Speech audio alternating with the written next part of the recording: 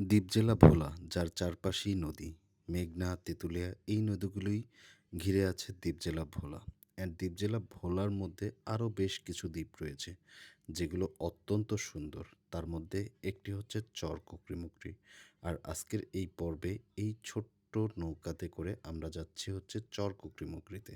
চর কুকরিমুকরি যাওয়ার ২ টা ওয়ে রয়েছে। একটা হচ্ছে এই ছোট্ট লঞ্চগুলো, আর একটা হচ্ছে স্পিড বোট। তবে আমি প্রেফার করব এই ছোট্ট লঞ্চগুলো, বিকজ এই ছোট্ট লঞ্চগুলো আস্তে আস্তে চলে। অ্যান্ড দ্বীপ জেলার যেই চরকুকরিমুকরিতে যেই স্পেশাল জিনিসগুলো রয়েছে সেটা হচ্ছে এই যাওয়ার রুটটা। এই যাওয়ার রুটটা অত্যন্ত সুন্দর।